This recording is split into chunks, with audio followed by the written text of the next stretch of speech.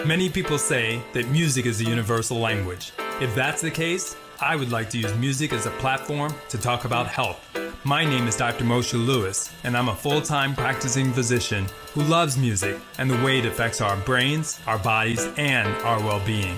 I would like to invite you to tune in where we interview musical artists about health matters that are important to them. But the truth is, we'll be discussing topics that affect all of us. From mental health to body image, cancer screening to stroke, our health is truly our greatest asset.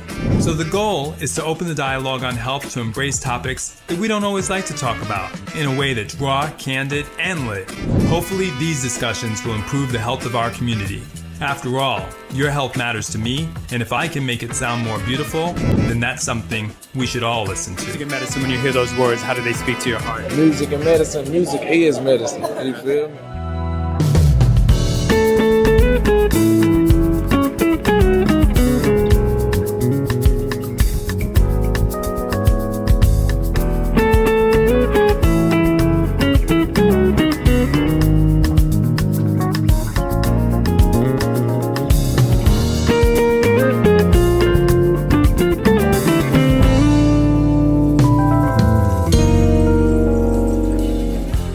Music and Medicine. I'm your host, Dr. Moshe Lewis. Really excited to be joined by my co-host, Kathleen Bradley. How are you? I am so good today, and I'm really stoked about this guest we have on today. You know, I've known this young lady. Yes, she's a young lady. She's a young lady. That's right. Mm. For so many years, and we always come in contact with each other on some really pretty extraordinary events for fundraisers and different things of that nature, and play golf together. But you know what? As long as I've known her, right, I'm finding out more about her that is just amazing, right, her talent. And first, we're going to just introduce Miss Dawnn Lewis. Yes. Which I have to say, Dr. Dawnn Lewis. Yes, Dr. Dawnn Lewis, because I do want to take time and read a few of her accolades to let everybody out there know. You all really know her from different world. And, you know, that's the wonderful thing. However, she's much more than that. And he just called her Dr. Dawnn Lewis because she just received an honorary doctorate in the humanities for her more than 40 years of unwavering service and support. And she really does give herself to different charities and what have you. She has several, and we're going to talk about that in a minute. But, you know, she's a Trumpet Award winner, Grammy Award winning singer, multiple NAACP Image Award, and BMI ASCAP Award singer. And she has just been, she just received a new award and something I'm going to let her tell you about and everything. But she does voiceovers and just so exciting. And we're so happy to have you on our show today. Dawnn, welcome. Thank you, Kathleen. Thank you, Dr. Moshe. It's really my pleasure to be here. It really is. Sure. Yeah. We've so looked forward to this. I want to, and like you said, the accolades and the appreciation that the community has for you is, there are no words really to express it. And I think sometimes it's easy to take it for granted because you are so intense, so hardworking, so giving back. I want to roll back to a little city I also spent some time in, quite a bit of time, Brooklyn. I want to go back to New York. And put on the camera. Exactly. Right. So I'm back. Talk to us about growing up there and your childhood. And I know you were singing by 4, but I want to talk about like your life there and sort of what it was like, sort of the good, the bad, and the indifferent. You know, being in Brooklyn, I don't know what part you were raised in, but I was raised in Bed-Stuy. Right, Crown Heights. Do or die. Do or die, Bed-Stuy, where the expectation for any young person coming up from that community is not very high. Right. You know, what you see in your environment, that really is all that is expected of you. Particularly when I was coming up, that's what people spoke into you. Get yourself a trade. You're going to be, you know, some laborer type of person. They did not inspire you to dream bigger, to think better. For wherever you are in this world and you hear the term ghetto, that's the epitome of ghetto, where you're talking about hard life, limited resources, economic limitations, access to medical care, education, etc. However, when you are in the community is vibrant. The community is alive. The community pours into each other. You get a real sense of neighborhood. That's where block parties started, where everybody would come out and they would contribute food. There'd be music. There'd be games. You would respect your elders. That was one of those things where anyone on one house at the far end of the block, you act up at the far end of the block, your mama's going to know before you get halfway back up the block to your house, because that was the kind of neighborhood that would pour into each other. That's where I was raised. So it was a contradiction of what is available to you versus what got poured into you. So gratefully, I went to public school, PS9. That wasn't in Bed-Stuy. I had to get bused to school. But we had white kids, black kids, Latino kids, Asian kids, and a very progressive curriculum, even when I was in elementary school. So I had teachers who saw us and spoke into us, white teachers, black teachers, younger teachers, older teachers, which was an amazing environment. And I don't think teachers get enough love. They don't get enough credit. They don't get enough support for what they do for our young people and for our families. Even today. Even today. Especially today. Because as a child, you spend a majority of your time in the school, not with your parents, not with your siblings. And you are raised as a person in this environment, but you still got to do the work at home. But anyway, that was what it was like for me growing up. We always lived in Brooklyn. I moved 6 times, but always in Brooklyn. Bed-Stuy to Crown Heights, back to Park Slope, back to Bed-Stuy, ultimately ended up in Flatbush near Brooklyn College. I went to music and art, the High School of Music and Art, when it was up in Harlem. And graduated there at 16. And I want to stop you before, because I know I know music and art. There you go. Talk to us about how that school so sewed into your life. Where M&A? Yes. Oh my gosh. Music and art. When I auditioned for music and art, I auditioned for music and art and performing arts. I got into both schools. I got into performing arts for dance, and I got into music and art for voice and cello. I played cello for about 7 years, and they gave me a choice of which one I wanted to do. Well, music and art was in a building that looked like a big, huge castle up at the top of the hill on 135th and Convent. I looked at that hill with about 143 steps from the train station up to the hill. Wasn't a hard to carry that cello? No, that was not. You know what? I'm going to sing. How about that? How about that? So I spent my years there studying music theory, how to write music, how to read music, sing music. I was classically trained. I sang opera for many, many years. And like I said, I was only in the 1st grade for a few months, went right into 2nd grade, never went to the 8th grade. I got skipped from 7th to 9th. So I was really young when I graduated from high school, and had already been lead singer in a band, had already had some poetry of mine published in a collection of up-and-coming artists and writers when I was 15. And I started dancing when I was 7. So that's been my whole journey, performing on the stage of the Brooklyn Academy of Music by the time I was 10, singing, all of that. So when I graduated, I definitely wanted to get out of New York. I did, because I knew if I'd stayed in New York, I probably wouldn't have gone to college, because I was already working. That, and it was a very difficult relationship between me and my mom at the time. Teenagers, and you're doing this, and my family was raised in South America. So I'm the 1st generation American, the 1st female in our family born in the States. Do you have other siblings as well? I have 3 brothers. My oldest brother was born in South Dakota on the military base where my dad was stationed. My dad and my mom are both from Guyana, South America. They grew up across the street from each other, but he joined the military. That's how he got his citizenship, then sponsored his bride, my mom, to come up. And then one by one, she sponsored her 7 siblings. She's the oldest of 8, and her parents to come up. So we teased my brother, born on the military base in South Dakota. For the first 6-7 months of his life, he was listed as white on his birth certificate. Yes, because they said, no, he has to be white. If he was born in this hospital, because we don't have black people in this hospital. Yes.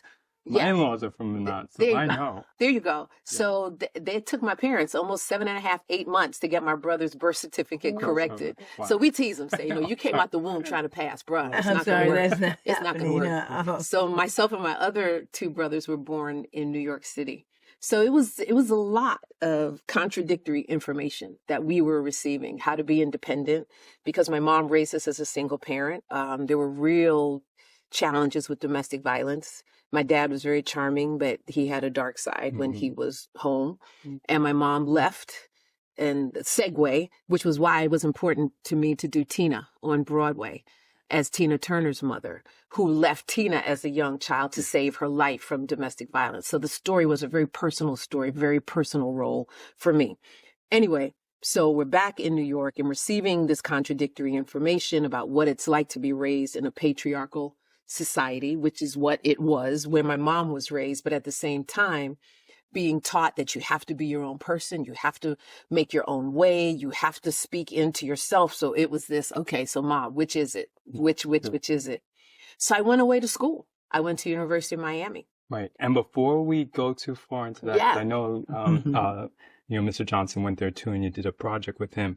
But talk to us about that conflict, in the sense that you feel that some of it wasn't maybe just growing up as a teen, but sensing, like you said, the tension of the way Mom was acting versus being able to really have your own voice about, what had happened. Because I think it's really hard, for kids when they see domestic violence to be able to say what they're feeling. It was a real challenge because you're in a space that is not appropriate, that's not safe. Yet these are the people that at the core of it, love you. So you start to wonder, is this what love is? Is this how I have to behave with someone that I love? Is this something that I have to accept? Yes or no? And ultimately the reality was no. And ultimately the reality was it wasn't my fault. Ultimately, you learn that there were issues, there were situations that really poured into my dad's persona and his life outside. That was the only way he knew to channel it. Right. It doesn't make what he did right. But at the same time, as you get older, you learn that it wasn't you, that all of those things that can really be crippling. It wasn't even your mom. It wasn't even my mom. Right. That could be crippling. And my dad was head of the Department of Homicide in Brooklyn when I was growing up. So when my mom would go to the police to report the violence, you would get comments like, well, if you just did what he told you, he wouldn't have to hit you. Wow. Because she was basically reporting to his subordinates. Sure. Do you know what I mean? Yes. But that's where we've come as a society. Right. They and take still have a long way to domestic violence crimes a lot more seriously now.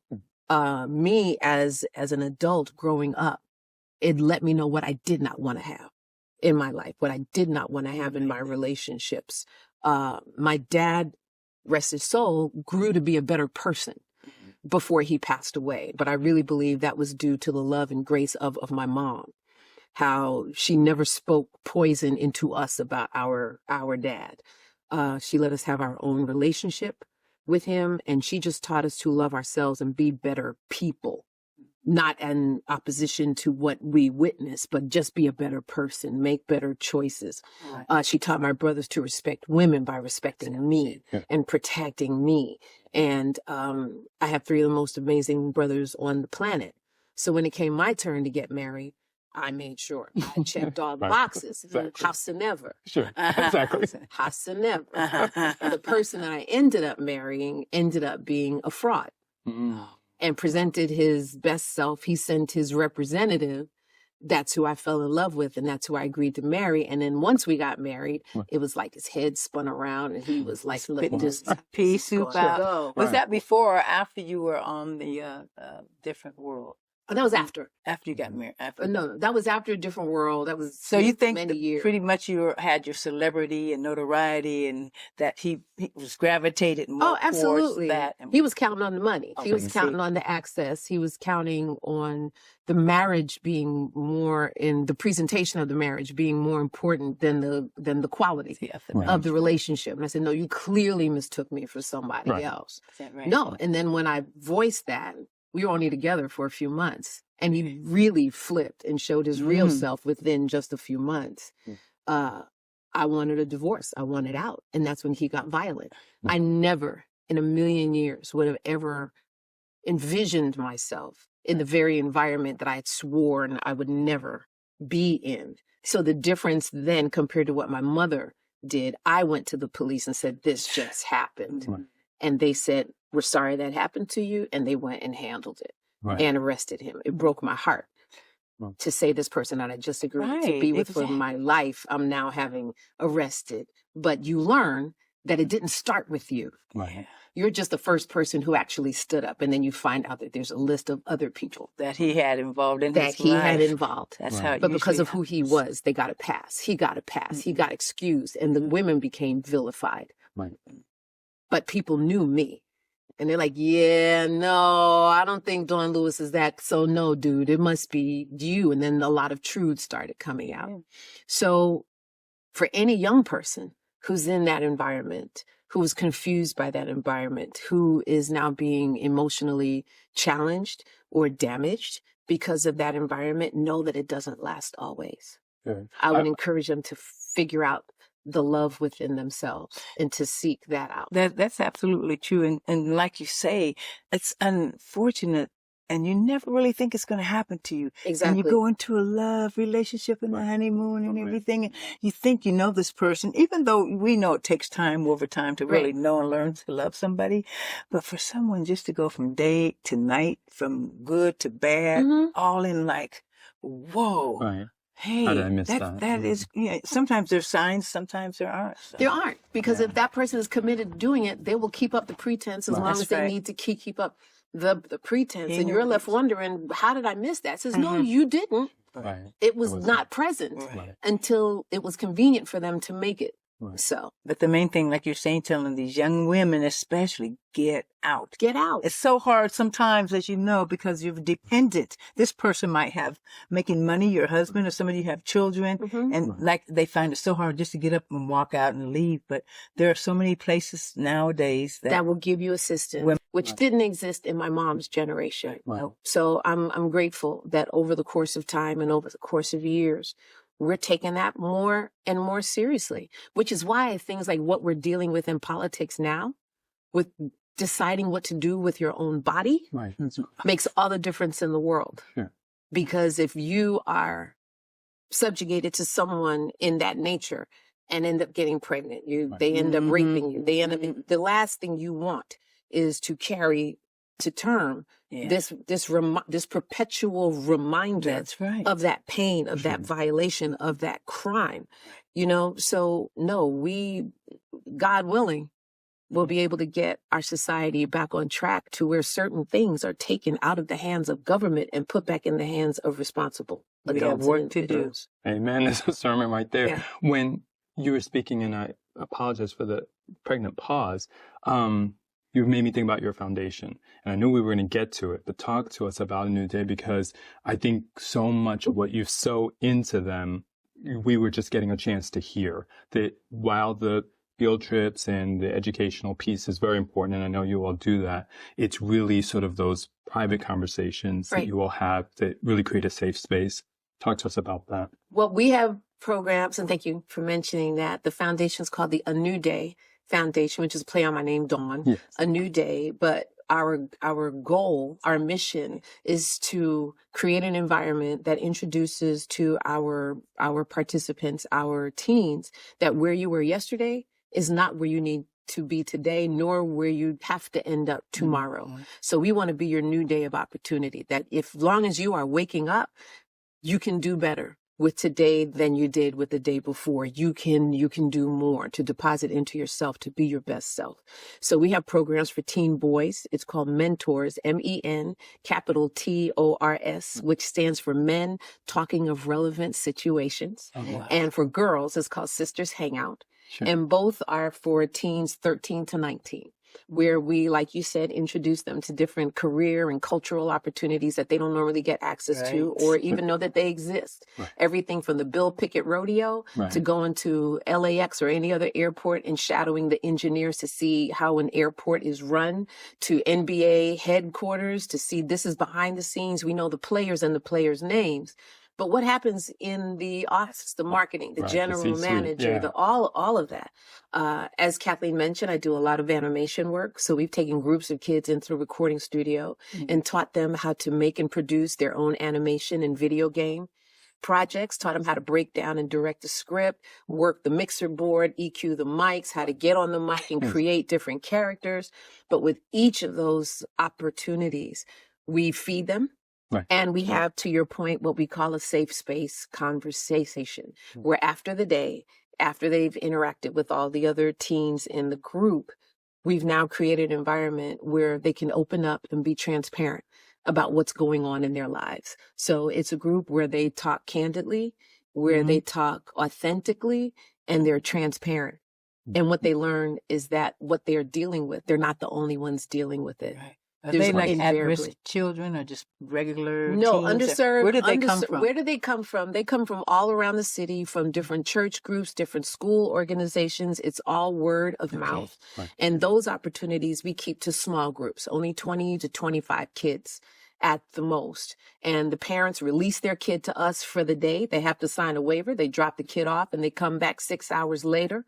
Because particularly in that conversation, we want the kids to feel empowered to be transparent. Right. And sometimes the challenging thing that they need to discuss is their parent. Right, exactly. And with the parents sitting there, they won't say certain things. Right. But now they have an opportunity for peer-to-peer mentorship. Right. Like I said, recognizing that they're not the only one in the circle dealing with what they are dealing with. And we help them channel and challenge themselves to find different perspectives and different tools and skill sets on how to navigate what's going on with their life. And all of our fundraising is done so that everything we do, we offer free of charge. Yeah. So all you have to do is hear about it, Right. register, and commit to showing up. Because we then have materials all ready for you. Like I said, meals, group, all of that, entry fees, all of that available. So, yeah, we do what we can to It's all relevant. bring the arts back into schools. Sure. And on that note, we can go backwards to go forward. So let's talk about your precociousness, starting off singing at 4. Precocious? There we go. I would say so. Boys? And that transition into writing, because that's something you were into much earlier than many people might have ever realized. I started writing music when I was really very, very young, writing songs. I think I was 11, 12 when I wrote my first song, and poetry I started writing very, very early.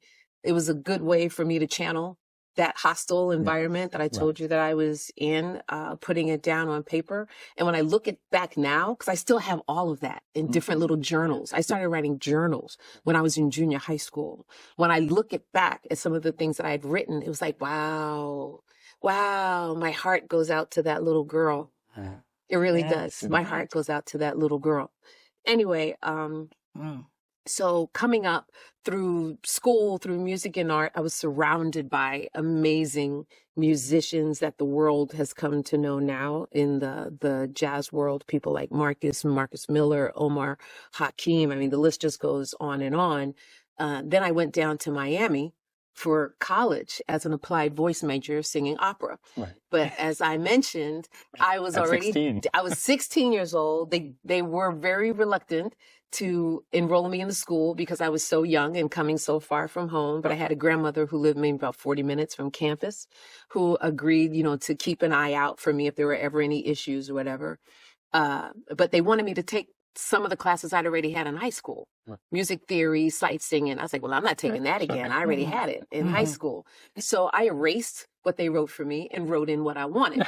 So I wrote in dance classes and acting classes and got called into the dean's office about a month into school and said, young lady, this is your one and only warning, because we weren't going to admit you in the first place. Oh, wow. But what you're not going to do is come here and not go to class. I said, what are you talking about? So you haven't been here or here or here. And I said, oh, I'm not in that class. I'm in this class, this class, and this class. It's like, well, who told you to do that? I said, well, I'm paying for school. I'm on work study, student loans. I said, I figure I take the classes I want to take. And what they said to me then was that, unbeknownst to me, the School of Music and School of Fine Arts had been in conversations for a couple of years about starting a new degree program for people like myself, which, you know, participated in multiple disciplines. So I said, okay, well, what would I have to do? They said, well, basically what you already doing. But I had to re-audition for all the classes I was already in. I had to do a 45-minute jury, the entire faculty of School of Music, School of Fine Arts. I had to do an Italian aria, a French aria, a comedic monologue, a dramatic monologue, a jazz tune, a Broadway tune, and choreograph a dance for the whole faculty. And then they said, okay, well done. be gone. Exactly.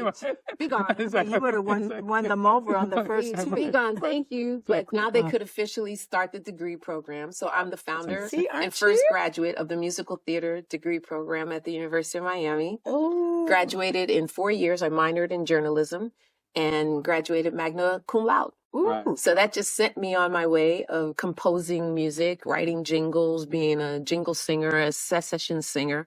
So when I graduated, I immediately got a record deal on an independent label, had a single out, it made Billboard with a bullet. And then I was doing Broadway, off Broadway, and then got a call from the musical director of The Cosby Show to say he had my demo tape. Remember cassettes? Exactly. There you go. He had my demo tape with my phone number on it and said, would you be interested in working with me on the theme song for this new series? This is the concept. I'll send you some music and, you know, see what you come up with. And the short of that long story is that within 8 days, I had booked the co-star spot on A Different World and written the theme song for A Different World. And they did not know they had hired the same person until they hired me to do both jobs. At which point I was no longer allowed to sing the theme song. They said, that's just too much attention on you and it's not your show. So since then, that credit has allowed me to write and record with a multitude of amazing recording artists, everyone from Grover Washington Jr. to Nancy Wilson and Patrice Rushen, and the list goes on. And with working with Quincy Jones and his Handel's Messiah, a Soulful Celebration project, that was how I won my Grammy. And the A Different World theme song alone has garnered me 4 BMI awards and ASCAP award. And, you know, working with the other artists, I have a few gold records to my name. Well, you're on your way to an EGOT. Amen. Amen. We just put it out there in the universe. Thank you. Thank you. That catalog got me inducted into the Women's Songwriters Hall of Fame 2 years ago. Absolutely. With Naomi Judd and Valerie Simpson. And it's really quite an honor. It is. It's quite an honor. That's wonderful. Yeah, and you just recently came back and got an award for something very special. The Eagle Con, the Eagle Con Award. I received it for the work I do in the community with young people. So I'm really, really humbled and grateful.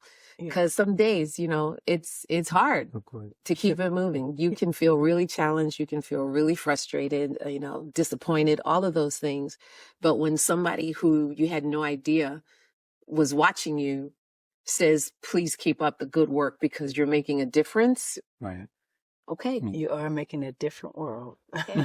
So that was unintended for real. And it is difficult for you. And I applaud you so very much for being able to take time with the youth and kids. Not a lot of entertainers or people in the industry. Some people want to do something, give this, give that, but the actual hands-on and as busy as you are, honey, I really applaud you. That's just marvelous. We need more people like you doing that kind of thing. Thank you. We do. I know it saved my life. Sure. Somebody taking the time to not treat me like the dumb kid, you know? Right. In a helped me find a better way to see myself. Because it could have So, turned out differently, but it didn't. How validating, given that you're talking about the awards, do you feel it is, especially being able to get that self-expression out? So many people say that artists use music, dialogue, the arts to really express some of the words that sometimes they may not be able to say in a different venue.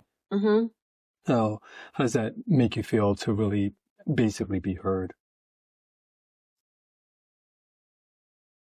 it keeps me willing to do it because I get so much joy from being creative, whether it's writing a script, developing a TV series, uh, creating a new voice character, or singing on stage, dancing on stage.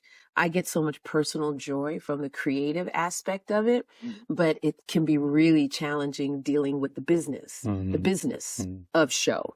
And when I do workshops or master classes, that's one of the first things I tell the young people is that the word business is literally and figuratively twice as long as the word show. Right. So if you're caught up in the show and the presentation and the accolades and don't handle your business, you won't last long. Yep, that's true. You won't. Right. The business end is very real. It's very important. And if you're not particularly good at it, then you need to use discretion to find the people who are, to be on your team, to make sure your business is covered, your business is handled, your money is covered, because our money is funny. That's right. In this industry. When they say You make feast it and or you don't. famine, Feast or famine. it's You for make it, real. you don't. It can be months, it can be a year between gigs. And that's very, very real. But that's the path you've chosen in the entertainment industry. So it really behooves you to understand and participate in the business, have an awareness. And the business is changing dramatically with technology, with AI, with how business is done. You look at what's happening in studios now. So many studios are getting bought out. They're merging. Just the industry right now is in a very precarious state. So you got to pay attention. Yeah, you never know, because you can be on the best series out there, maybe running 1 or 2 years, and then all of a sudden, all of that could be taken away from you based on the sponsors or producers, or just for no other reason that they just want to take the show off the air. And here you are, people spend their money before they get it. Yeah. They just take for granted we're going to go on and on and on, have a series, have a season. But honey, you better hold on to that money. And like you say, you have to have the business savvy mind to know when you get that money, don't just go out and spend and buy a new car, a new house and everything. At the end of the day, nothing is promised. But if you do put it somewhere where it's safe and let it grow and let your money work for itself. Yeah, and at least have enough for 6 months to a year to survive. Yeah. Think about it. It's tough. It is rough. Do you sense with some of the shows that you were involved on early on that some of that happened, that sort of the creativity kind of went away from the initial ideas and things like that, and it was hard as the business continued to evolve to really work collectively towards the same goal? No, I mean, the vision that the shows started with remained, particularly A Different World. It got better. The more time they gave us to develop and cultivate the show and the characters, it got better. Not every show gets that opportunity. Right. You get a few episodes out and it's canceled. Right. It doesn't move forward. I've been really fortunate to be a part of a lot of really amazing projects. I know that A Different World is a particular fan favorite. But when you think about it, that was 1987 when that show came on. The honor that I have is being part of something that has now absolutely a legacy. Right. It really It was so revolutionary. Because 37 years later, there has not been 1 week of any month of any year that show has not been on television all around the planet. Right. And that is incredible. And what we've done, what that show has done to motivate young people to go to college of all nationalities, not just Black kids. Right. But HBCUs have flourished, but general population schools have flourished as well all around the planet. Young people are seeing themselves. Young people are watching the show that weren't even born Right. in the same decade as when we were shooting the show. The fact that it's still making an impact. The different world casts were going around to HBCUs now. Wow. Right. We were just at Bowie State. We've been Howard. We've been to Clark Atlanta, Spelman, Morehouse, and we're going to more schools once 2025 starts. It's remarkable and it's humbling to be a part of something that has made such an impact. And when people sing the theme song, when they sing the words that I wrote as this, 24-year-old kid right out of school, it moves me because I wrote my story of what it was like to leave home just armed with what I was taught. Integrity, character, be responsible for yourself, all of that. That's all I had. And 16 years old, going halfway across the country to make it happen. Right.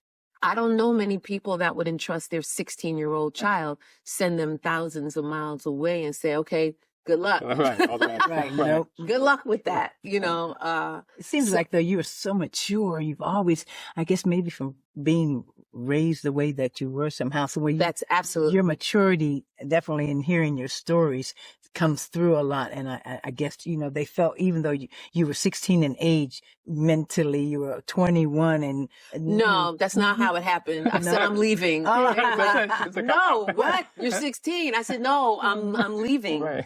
And my mom couldn't afford to send me. My dad wouldn't send me. Okay. Because by then my parents were long since divorced and separated. So if anyone could have helped pay for it, it would have been him.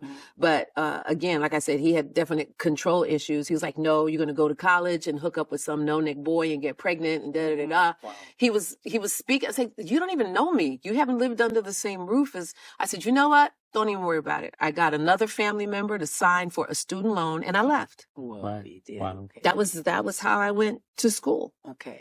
I had one of my aunts co-sign for a student loan. I applied for college work study. I got a job in the music library and I left. And my family was like, she got it. I guess she's serious.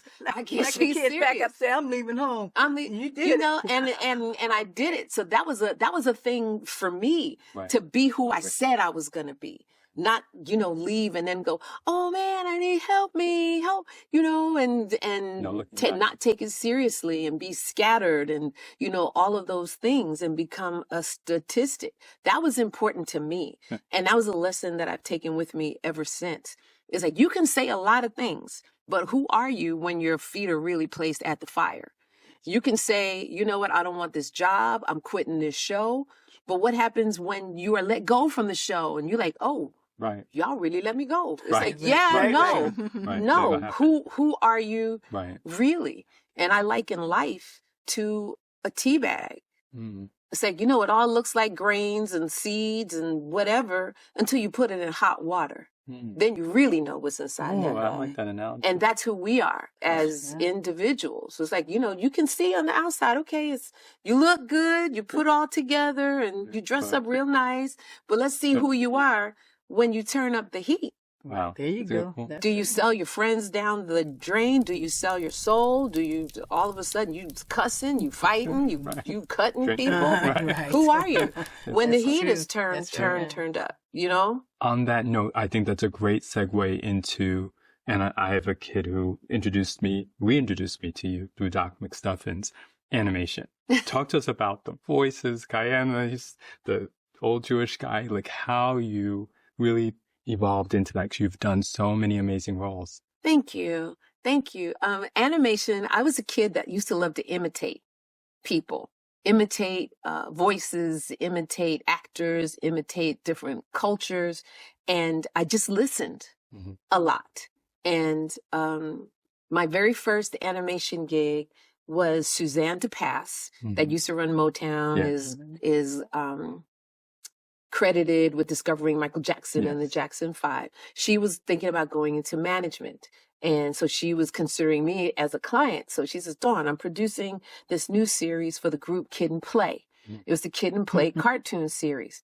And she says, would you be interested in coming and doing a voice? I had never professionally done a voice before. However, growing up, I was always imitating people and making sounds and all kinds of things. And my grandmother used to say, you need to stop doing that because one day your voice is going to get stuck like that. And now it's making me all kind of money. It's like, you see, Granny?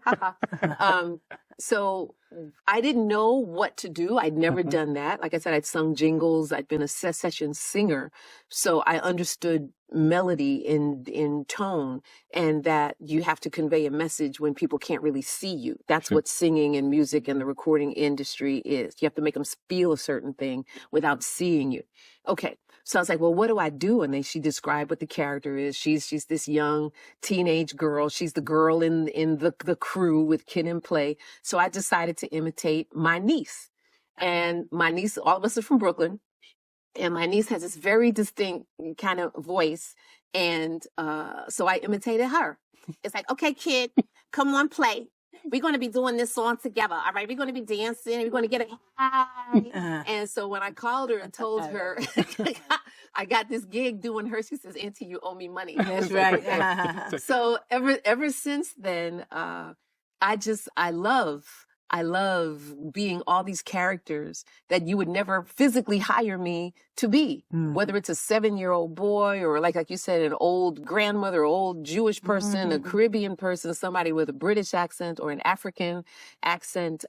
It's just been fantastic. That's wonderful. So over the years, I've done, I don't know, 80, 90 different animated series. I'm currently on about 14 animated series. I do Star Trek Lower Decks is Captain Carol Freeman. So it's a black captain in the Starfleet regime. I also do Mrs. Washington in Chris Ludacris's animated series, Karma's World. And I mean, the list just goes on. Storm in the X-Men and Mrs. Hibbert in The Simpsons and LaBarbara in Futurama. And Futurama will not die. We've been canceled and restored at least 4 different times. Right. So I love it. I love it. Excellent. Oh my God. It's incredible. On that note, our show is called Music and Medicine. And when you hear those words, how do they speak to you? Music is medicine. Music is healing. And from culture to culture, it inspires and it generates such emotion, such calm, such agitation, such love, so much peace, so much inspiration, so much motivation and empowerment. You know, from song to song, there's a song that can get you up in the morning, that it's message. There's a praise song that reminds you how to be grateful, how to make life a blessing and where your blessings can come from. I mean, music is one of the healing, it's a universal reality. And it's different for each person who can hear the same song. Right. It moves them in a different way. And I believe if more of us gave music the credit that it deserves, we would be a much, much better society, because it allows you to know that, okay, I love this, but someone else loves that. So it's okay for us to love different things, which in our politics today, that's not the message we're receiving. We're receiving that unless we all believe one specific way, then you're not American, you're not this, you're not that. And all of those messages divide us and cause us to point fingers at each other. But you would be surprised how many Republicans and Democrats listen to Marvin Gaye. Right, exactly. Right. Okay, we're all listening to the same song. Right. Talk about love and peace and accepting one another. So how do you listen to this and then go off and say that? You interpret it different way. You know what I'm saying? So yeah, music is a beautiful thing. Sure. Short of going into politics, what's a goal that you have with all that you have going on that you would love to accomplish? What's a goal that I have? Yeah, because you've done so much. It's been such a very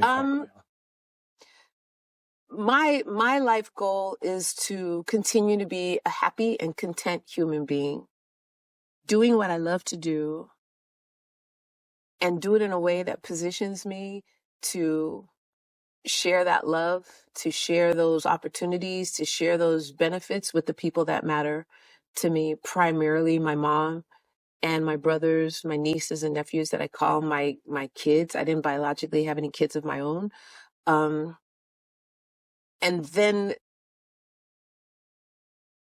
through feeling good about myself and what I have to offer, be able to have that spill over into some young person so that they too can feel good about themselves and discover what they have to offer. And then after that, it's all gravy. Mm-hmm. Yeah. Well, we hear that, but we already see it. You've accomplished so much, and you've given back 40 years. She had mentioned the Doctors in Humanity simply for that. A life dedicated to service from every lyric, every song, every role. And so for that, we thank you so much. My pleasure. My pleasure. Thank you. She's a wonderful contagion. She is contagious. Now, can we talk about the golf? Come on. I was wondering. I knew. I was like, how long is Kathleen going to sit on this?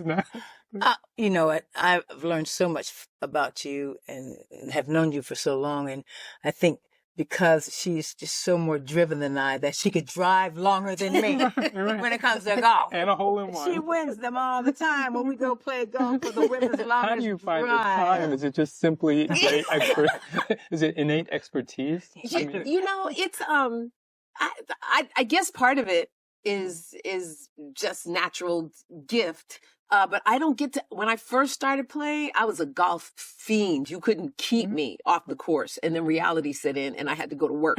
And I tell anybody who's got like a really, really great game, you must not have a job. Yeah, that's So right. you can't possibly have a job and play golf as well as you play golf. Right, Me, sure. I'm working.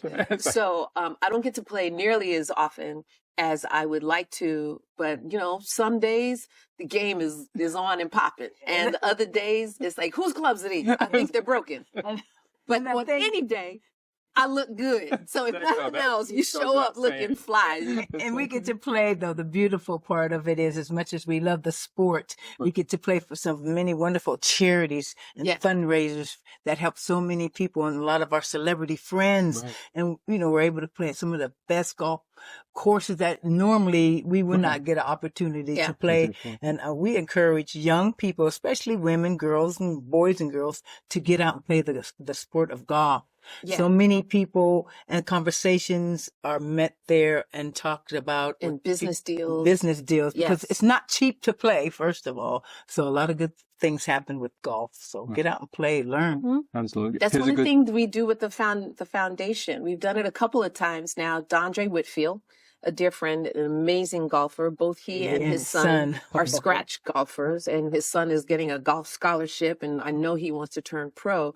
So one of the things we've done with our boys is, for a couple of Father's Days in a row now, we've opened it up for our experience to be where we take the boys and their fathers or guardian to Topgolf. Mm-hmm. And Dawnn and his son give them the fundamentals of golf. And of course, we feed them. And then we have that safe space conversation led by Dawnn, who has a book out, Male versus Man, and the tears and the transparency between those boys and their fathers is off the chain. So we're working on doing a national program. So Topgolf, if you're listening, doing a national program for all the Topgolfs across the country and inviting young boys and girls. It won't be just the boys. It'll be boys and girls to teach them to use the fundamentals of golf to help them see a bigger picture and bigger opportunity for themselves and have those safe space conversations with our kids all across the country. Wonderful. Such a pleasure. On such that an note, honor. Yes. Are we done? We can adjourn now. We can adjourn. Our work is done. Yes. Thank you so very much. Thank it was a you, pleasure. Kathleen. Thank Thank you, you, Doctor. Thank you. Yeah, Thank you thanks. so much for having me. I'm really grateful.